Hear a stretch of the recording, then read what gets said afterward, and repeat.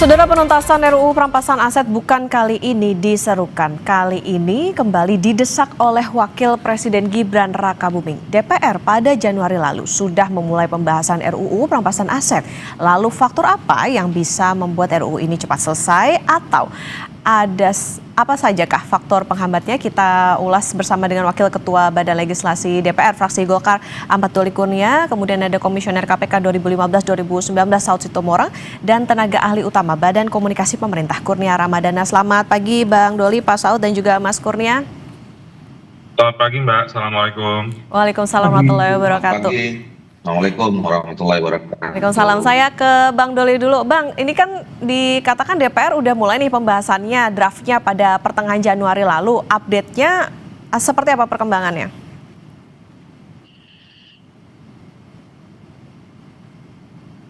Iya, betul. Halo. Ya, update-nya gimana Bang Halo. Doli? Iya, ini kan kita di DPR sebetulnya sudah merespon cukup baik ya. Bahkan kemarin di akhir tahun 2025, tepatnya sekitar bulan September dan Oktober, kami di Badan Legislasi itu kan sudah merevisi Prolegnas ya, dan kemudian memasukkan rencana pembentukan undang-undang perampasan aset ini sudah kita masukkan dalam list prolegnas, bahkan di dua tempat, yaitu prolegnas di tahun 2025 dan kemudian juga prolegnas di 2026. Nah, itu adalah untuk mengantisipasi bahwa kalau memang semua dan segala sesuatunya dikoordinasikan selesai dengan pemerintah, bisa dimulai akhir tahun 2025, kita juga sudah siap.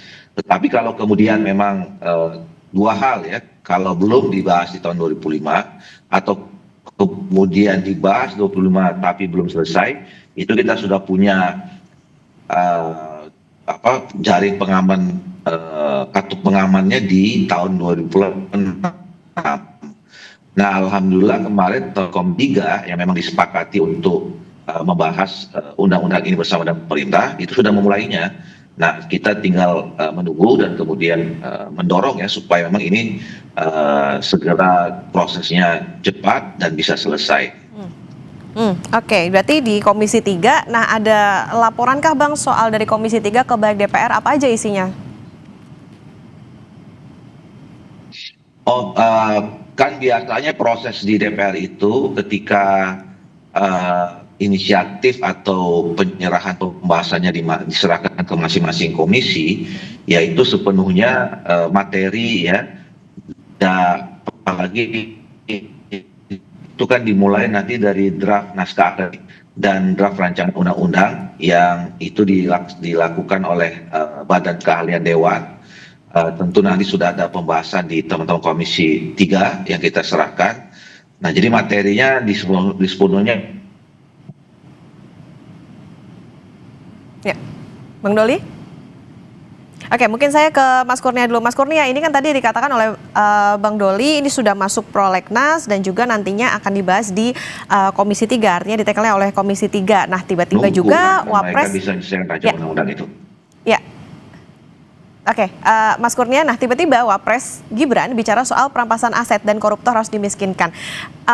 Apakah ini juga menjadi suatu sinyal keseriusan begitu dari DPR akhirnya juga membahas ini, akhirnya melanjutkan ini? Apa latar belakangnya juga sehingga Wapres Gibran ini mengatakan atau membuat semacam rilis begitu soal keseriusan RUU perampasan aset ini? Iya, ada 3 kondisi yang melatar belakangi pernyataan Mas Wapres beberapa waktu lalu tentang urgensi pengundangan undang-undang perampasan aset.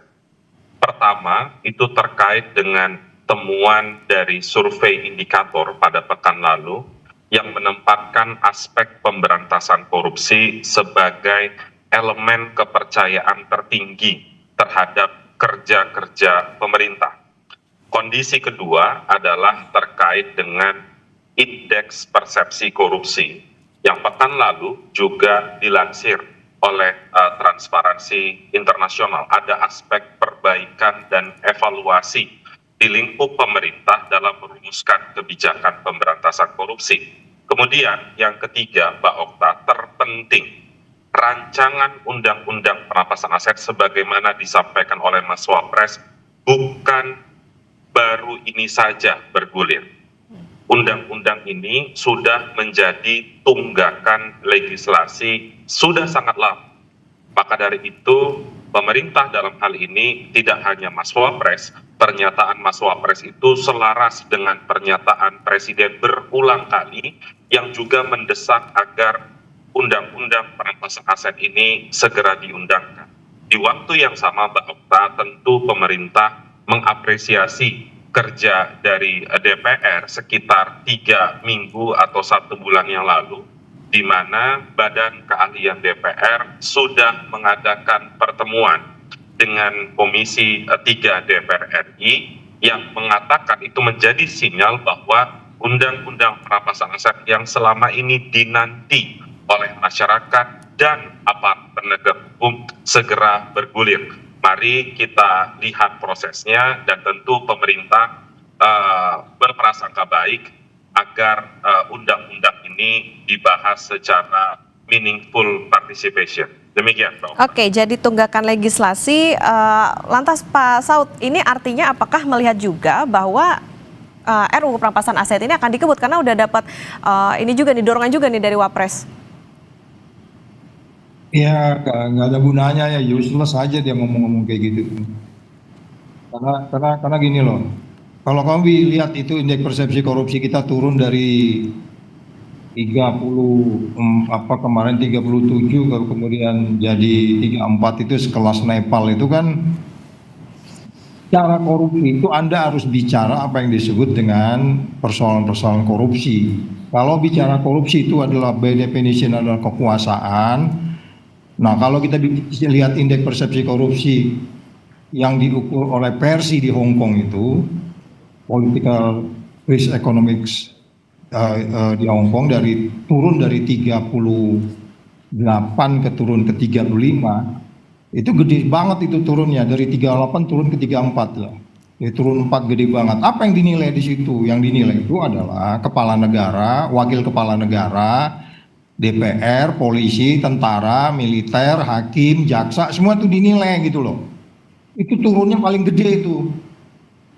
Ya, dari PRT itu turunnya paling gede itu perilaku. Baru kemudian varietas demokrasi juga turun. Kemudian kita bicara skriptra, ya, bicara strikta, bicara sertanya undang-undang ini. Jadi kan undang-undang ini bicara skripta, tertulisnya gimana masih debat.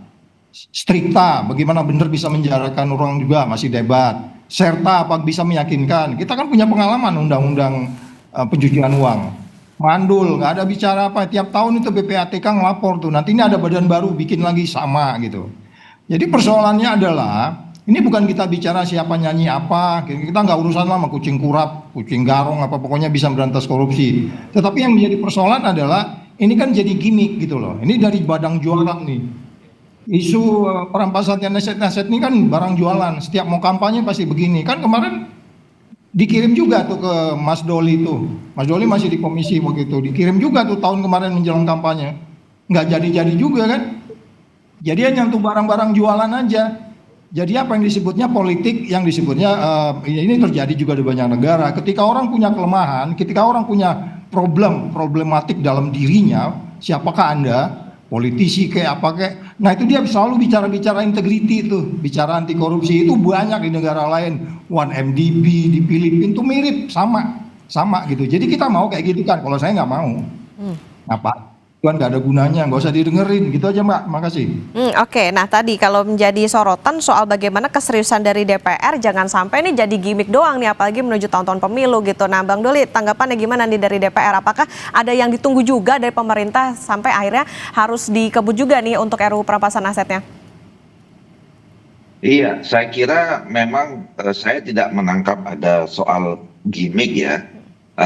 Karena kalau disebutkan tadi misalnya saya tidak tahu kalau periode yang lalu saya waktu itu ketua Komisi 2 ya, yang memang tidak berhubungan langsung dengan soal undang-undang ini. Tetapi waktu itu saya juga menjadi salah satu yang mendorong supaya undang-undang ini segera dibentuk gitu. Dan saya lihat sekarang juga teman-teman di DPR juga sangat serius untuk berupaya segera melakukan pembahasan dan menyelesaikan ini semua. Ya tinggal memang harus kita kawal ya, nggak bisa memang kemudian taken for granted, diserahkan kemudian dibiarkan begitu saja gitu. Memang betul tadi harus ada keterlibatan publik ya. Pertama tentu di dalam proses pengawasan ini supaya memang jadwalnya ketat gitu. Kemudian yang kedua dari segi materinya itu tadi misalnya perlunya ada proses meaningful participation, keterlibatan masyarakat, keterlibatan publik, sehingga memang isinya, substansinya itu sesuai dengan harapan kita. Undang-undang ini lahir untuk menjadi bagian penting di dalam kita pemberantasan korupsi. Oke. Ya, Mas Kurnia, apakah masih terhubung? Masih, Mbak. Ya, Mas Kurnia, tadi melihatnya seperti apa Mas? Sebetulnya juga dari DPR sudah ada upaya nih, dikatakan demikian oleh Bang Doli, sebetulnya sudah ada proses dan lain sebagainya. Tapi menurut Pak Saud, ini kok kayaknya jadi gimmick doang nih untuk RUU perampasan aset. Nah, keseriusan dari pemerintah seperti apa untuk koordinasi maupun juga keseriusan bersama dengan DPR untuk RUU perampasan aset ini? Iya, pertama keraguan itu amat sangat wajar disampaikan. Karena secara faktual memang kalau kita melihat naskah akademik rancangan undang-undang perampasan aset itu sudah ada, Mbak Okta, sejak tahun 2008. Jadi praktis lebih dari 15 tahun undang-undang ini dinanti oleh semua pihak. Bukan hanya dinanti oleh masyarakat, karena secara faktual memang undang-undang ini amat sangat dibutuhkan oleh aparat penegak hukum. Mbak Okta, saya ingin sederhanakan sedikit apa sebenarnya RUU perampasan aset ini. Kalau kita bicara tentang penegakan hukum tindak pidana korupsi, selama ini berfokus pada penegakan hukum orang, pelaku, individu, in persona. Kalau kita menggunakan rezim perampasan aset, maka kita memindahkan aras hukum pidana dari in persona menjadi in rem, aset. Fokusnya adalah aset yang tercemar dari praktik kejahatan, tidak peduli pelakunya ada di mana. Dan juga Mbak Okta, meskipun memang ketika ini ada undang-undangnya ada di DPR, ada banyak hal yang nanti harus dibahas lebih lanjut. Misalnya yang pertama, lembaga mana nanti yang akan mengelola aset tercemar tindak pidana. Kemudian yang kedua misalnya, adakah batasan waktu dalam proses penegakan hukum? Kenapa ini penting, Mbak Okta? Karena kita bicara penegakan hukum yang berorientasi pada aset yang ada nilai ekonominya. Maka kalau ini berlarut-larut penegakan hukumnya, ada potensi pengurangan nilai aset tersebut. Mbak Okta, undang-undang ini sebenarnya sudah jamak dilakukan di banyak negara. Mas Wapres juga sudah menyampaikan secara contoh lain, misalnya ada negara Filipina, ada Australia, ada Amerika Serikat yang sudah berhasil untuk memaksimalkan pemulihan kerugian akibat tindak pidana. Terakhir Mbak Okta, undang-undang perampasan aset ini sebenarnya tidak hanya bicara tentang tindak pidana korupsi. Ketika kita bicara tentang undang-undang perampasan aset, maka kita bicara tentang tindak pidana ekonomi. Ada korupsi di sana, ada narkotika di sana, ada terorisme di sana, dan ada banyak tindak pidana lain. Maka dari itu, penjelasan Mas Wapres dan pidato-pidato Presiden selalu menyebutkan undang-undang perampasan aset sangat amat penting terkait dengan upaya penegakan hukum tindak pidana ekonomi.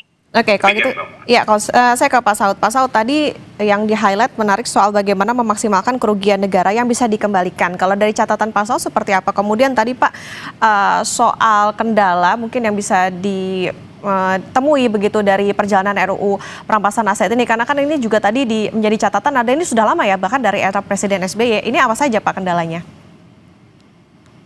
Ya kalau saya yang tahun 2004 kan saya masih di BIN ya, jadi kita udah bicara itu tuh. Karena itu kaitannya nanti itu ada kaitan dengan kejahatan transnasional. Saya di Transnational Crime Task Force waktu itu. Jadi udah dibahas itu kan, ini kaitannya juga nanti undang-undang terorisme dan lain-lain. Jadi yang disampaikan Kurnia tadi itu udah cukup lama dan sampai hari ini masih hanya omong-omong aja gitu. Padahal di depan itu ada piagam PBB yang kita tanda-tangani, ada juga 4 persoalan juga yang dilaporkan ke Presiden oleh Abraham Samad kemarin, ya.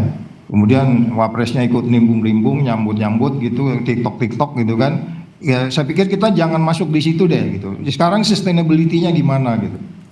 Bayangin aja dari sisi kompetitif kita ini turun dari 45 ke 26 gitu something ya, bahwa kita cara bersaing aja kita nggak benar gitu.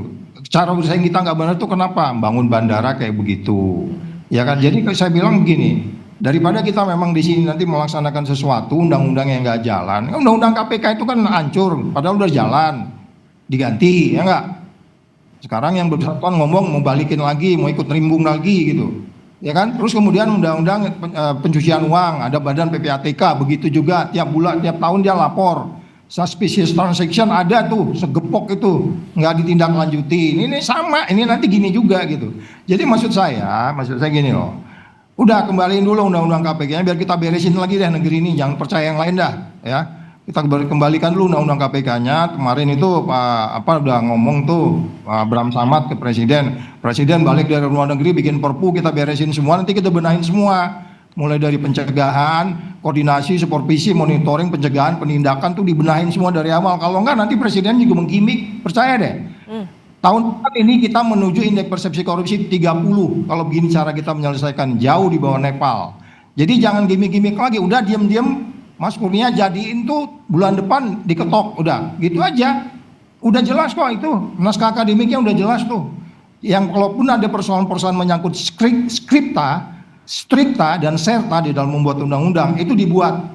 Jangan bikin undang-undang isinya sudah jelas padahal nggak jelas gitu. Dijelasin tuh, Kurnia paling sering tuh pusing dia. Setiap pada undang-undang sudah jelas padahal nggak jelas gitu.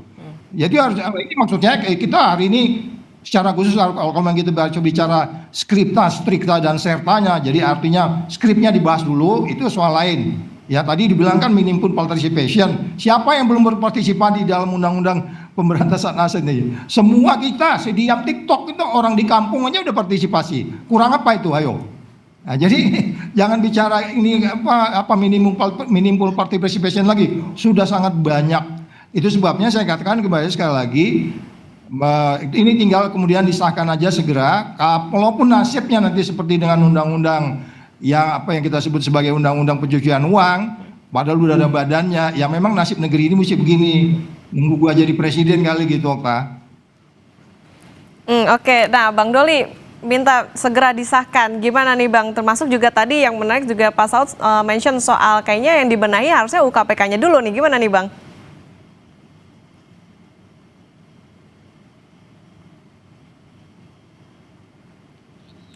Bang Doli?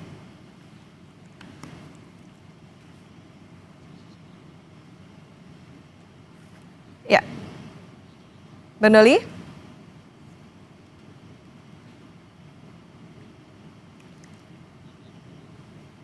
Oke, kalau gitu saya ke Mas Kurnia dulu deh. Ya, Bang Doli, apa sudah terhubung?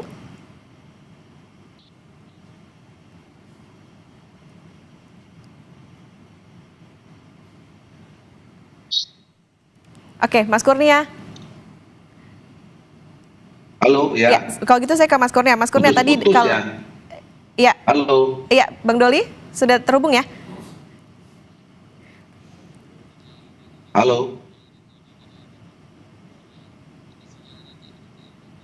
Oke, saya ke Mas Kurnia dulu deh kalau gitu, karena sambil menunggu Bang Doli. Mas Kurnia tadi menarik soal bagaimana Pak Saud bilang ya dorongannya adalah harus segera disahkan nih gitu. Dan tadi juga soal bagaimana pembenahan tidak hanya dari segi RUU perampasan aset yang sampai dengan saat ini, kalau tadi sempat dibilang jadi gimmick aja, tapi juga pembenahan dari RUU yang lain yang misalnya saja kayak KPK tadi dikembalikan ke UU yang lama begitu.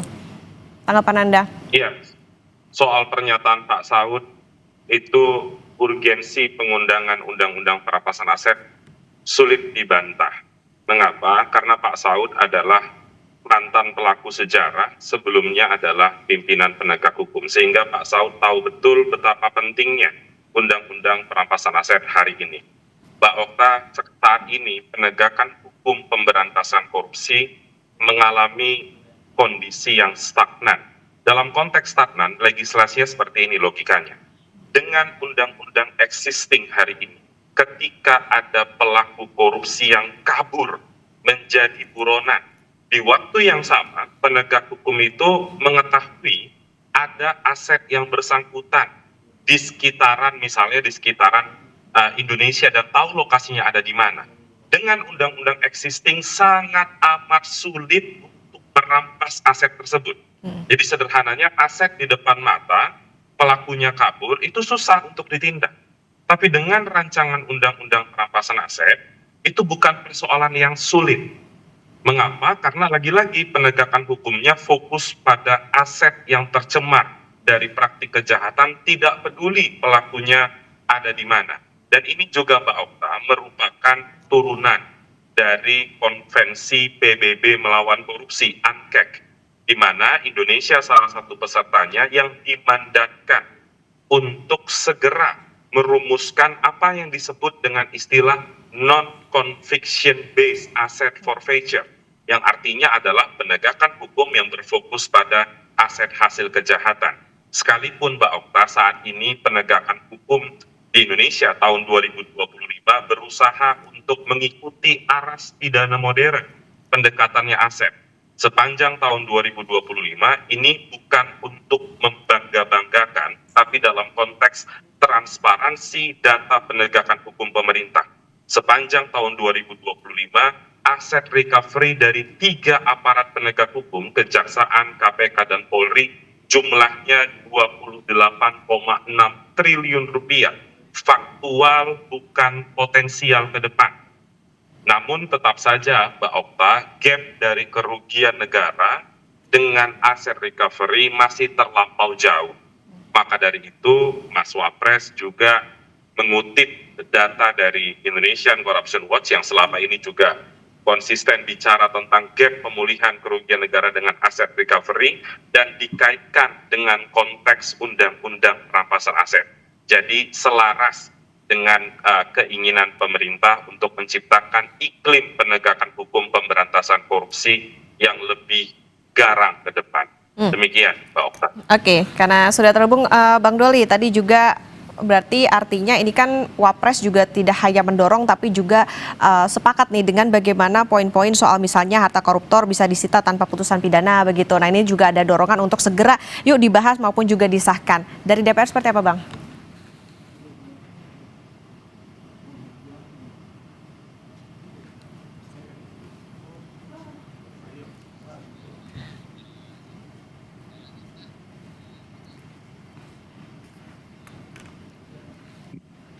Oke, saya ke Pak Saud kalau begitu. Pak Saud, jadi dari sepanjang pembahasan ini tentunya kan tadi juga Pak Saud mention juga soal bagaimana gimmick ini juga nggak lepas dari bagaimana partai politik yang berada di DPR. Jadi ini dilihatnya masih angot-angotan kah atau seperti apa Pak Saud di tingkat DPR nih?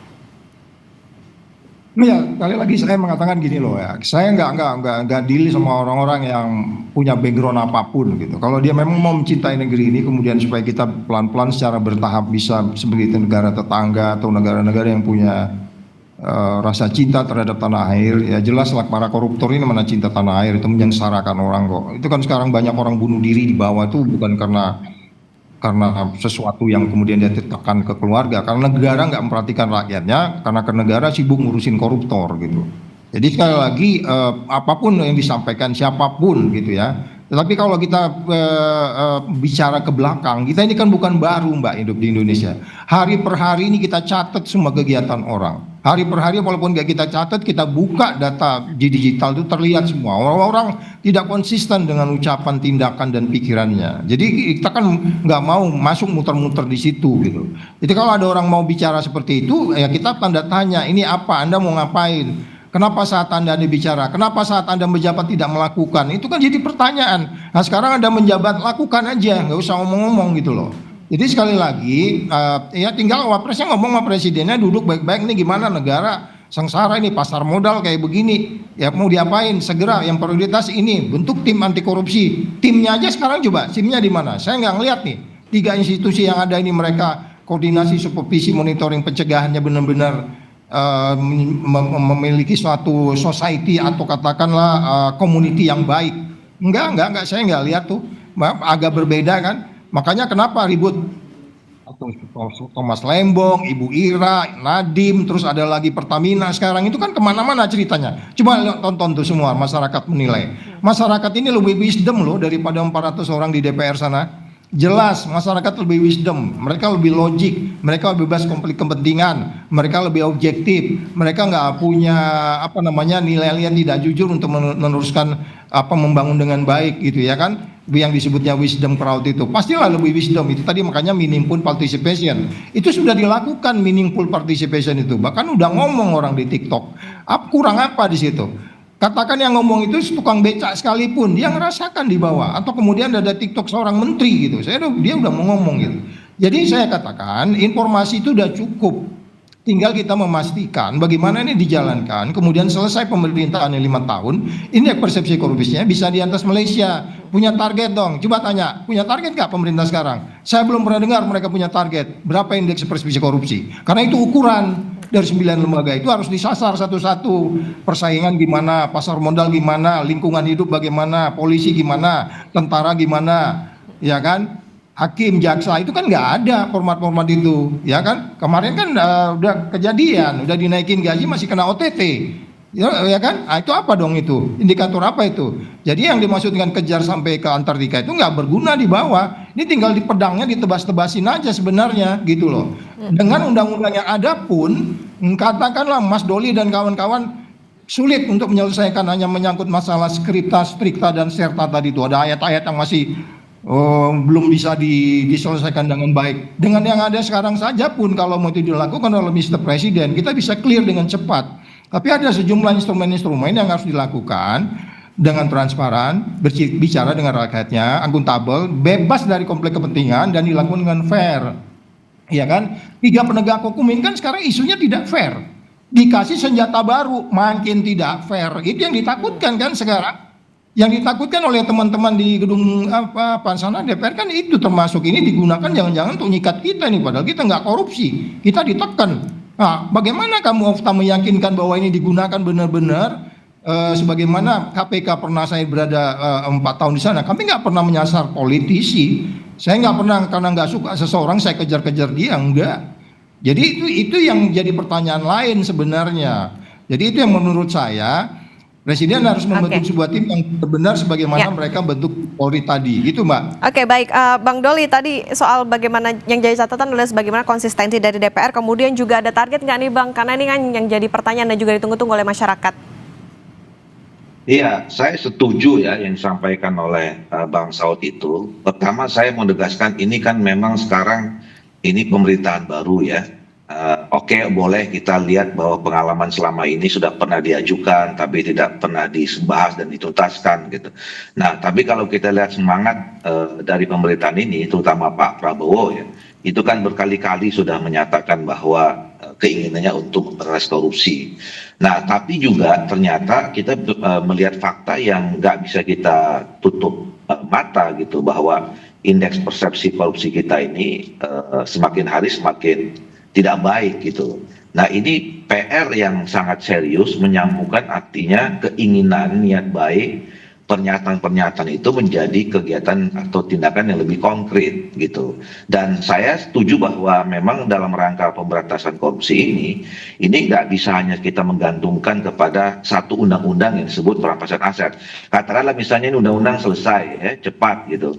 Tapi kalau kemudian tidak didukung oleh sebuah ekosistem yang dibangun dengan baik untuk memberantas korupsi gitu ya, itu juga mungkin tidak bisa maksimal.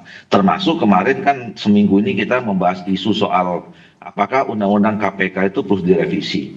Saya kira kalau kita mendengarkan informasi dari tokoh-tokoh kritis yang ketemu Pak Presiden, itu kan memang sudah juga ada dinyatakan akan dilakukan penguatan ya kembali terhadap KPK kalau selama ini dianggap memang itu kurang maksimal kekuatannya, kira-kira begitu. Nah, jadi kalau kembali ke pertanyaan tadi, saya bersama dengan teman-teman Balik kemarin itu di dalam menyusun daftar prolegnas, ini kan adalah bagian dari komitmen pemerintah termasuk DPR merespon dari peristiwa Agustus. Ya, pada saat itu kan ini menjadi salah satu tuntutan dari masyarakat yang datang ke DPR. Ya, ada 8 kalau nggak salah pada saat itu, dan kita waktu itu juga berterima kasih kepada masyarakat yang datang dan kemudian memberikan waktu. Jadi kalau tuntutannya waktu itu kan ada yang segera reformasi DPR apa segala macam, tapi undang-undang perampasan aset ini diberi waktu 1 tahun pada saat itu. Nah, tentu saya kira ini harus menjadi pengingat ya kita semua, terutama kami pembentuk undang-undang DPR, bahwa nggak boleh nih janji kita sama masyarakat itu dalam waktu paling lama 1 tahun itu harus sudah selesai. Nah, dan tinggal saya kira teman-teman di Komisi 3 tahu persis kronologis ya sampai kenapa ini dimasukkan di prolegnas dan kemudian kapan tenggat waktunya. Nah, ini yang juga nanti kita bisa serahkan sepenuhnya kepada teman-teman Komisi 3 untuk segera bisa memproses, membahas, dan menyelesaikannya. Iya, pokoknya kita harapkan ada pembenahan, Bang, tapi juga bagaimana konsistensi dan willingness dari DPR untuk serius melanjutkan RUU ini juga ditunggu oleh masyarakat. Jangan sampai mandek lagi nih, kalau tadi harapannya tidak hanya jadi gimmick politik setiap tahun, kalau dari tadi kata Pak Saud. Terima kasih Wakil Ketua Balik DPR RI, fraksi Partai Golkar Ahmad Doli Kurnia, kemudian juga ada Komisioner KPK 2015-2019, Pak Saud Situmorang, dan tenaga ahli utama Badan Komunikasi Pemerintah, Mas Kurnia Ramadana. Selamat pagi, salam sehat.